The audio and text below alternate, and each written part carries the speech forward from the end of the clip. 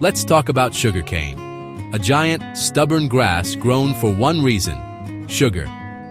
It's a plant that dominates entire landscapes, stretching as far as the eye can see, and it's been a staple crop for centuries.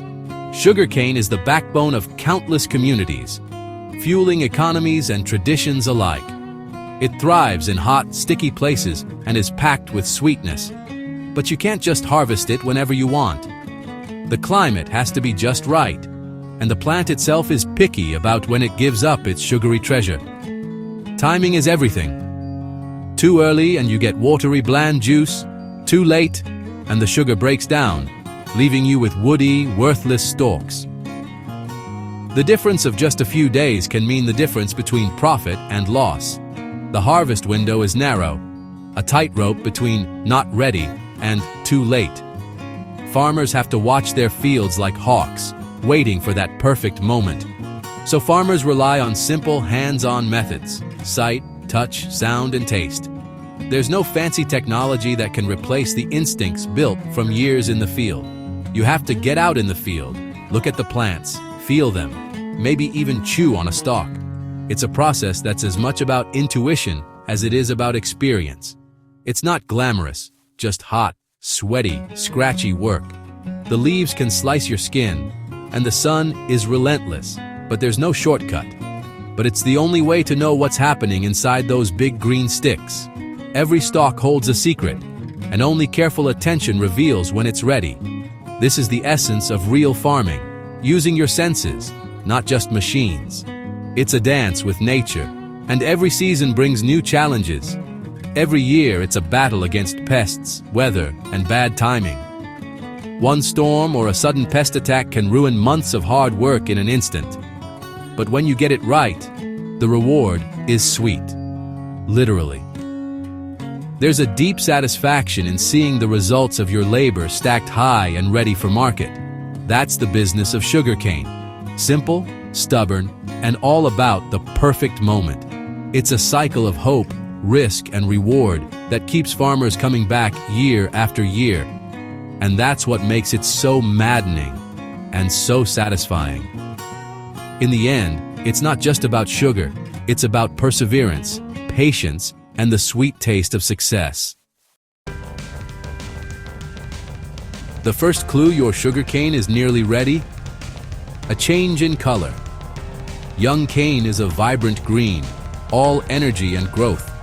As harvest nears, the green fades to a dull, yellowish gray. This isn't the plant dying. It's shifting focus from growing tall to making sugar. The whole field starts to look tired, but for a farmer, that's a good sign. It means the plant is storing up sucrose, the valuable sugar.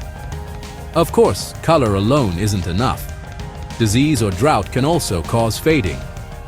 But if the weather's been good, this is your starting gun for harvest season. Now, it's time to get up close and personal with those towering stalks. The real clues are found in the details. Next, take a close look at the leaves, especially those at the bottom of the plant. These lower leaves can tell you a lot about the cane's stage of growth and overall health. When sugarcane is still growing and developing, you'll notice that every leaf, from the very top to the very bottom, is a rich, healthy green. This is a sign of a young, actively growing plant. As the cane matures, something interesting happens. The bottom leaves start to turn yellow, then brown, and eventually dry up and fall away. This is a natural part of the plant's life cycle. Don't worry if you see this change. It's not a problem. It actually means the plant is shifting its energy from growing leaves to storing sugar in the stalk, which is exactly what you want.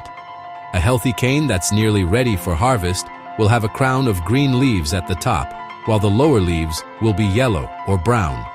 This mix of colors is a classic sign of ripening. If you see only green leaves from top to bottom, the cane is still too young.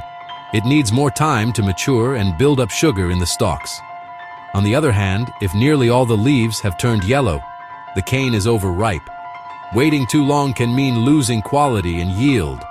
The real skill is in finding that perfect balance. When the top is green, and the bottom is yellow or brown. That's when the sugar content is at its peak. A good farmer looks for this consistency across the entire field. Green tops, dry bottoms. It's a sign that most of the crop is ready at the same time. Try gently pulling a yellow leaf from the stalk. If it comes off easily, that's a great indicator you're on the right track for harvest. When you see most stalks in your field showing this pattern, you know the field is nearly ready for harvest. It's a reliable, time-tested method. It's a simple visual cue. No fancy gadgets or expensive tools required. Just your eyes and some experience. All it takes is a bit of patience and careful observation. Over time, you'll get a feel for the perfect moment. That's old-school farming at its best, trusting your senses, your experience, and the wisdom passed down through generations. Now for the fun part. Give the cane a good whack with the back of a machete. It's a simple gesture, but it's packed with meaning. This isn't just about brute force. It's about technique, timing, and a little bit of intuition. The way you strike the cane and the sound that follows can reveal secrets hidden inside the stalk. You're listening for the sound it makes. Each tap is like a question, and the cane answers back if you know how to listen. Immature cane gives a dull, hollow thud. Too much water, not enough sugar. It's a disappointing sound, telling you the cane isn't ready yet. Ripe cane rings with a sharp, metallic ping. That's what you want. It's a bright, clear note that stands out in the field.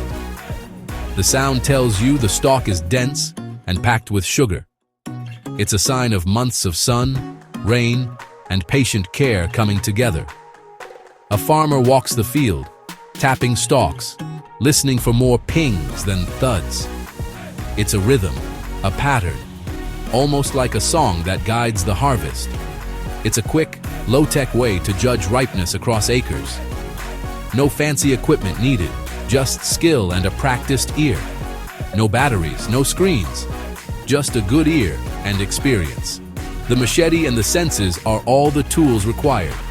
When the field starts to sing, you know you're close. The breeze, the rustle, and the ping all blend together in a moment of anticipation. It's strangely satisfying, and it works. There's a sense of pride in reading the field with nothing but your senses. This is the music of a good harvest. The sound of success echoes through the fields, marking the start of something sweet. Generations of farmers have trusted their ears. This knowledge is passed down, a tradition that connects past and present. Sometimes, the simplest tools are the best.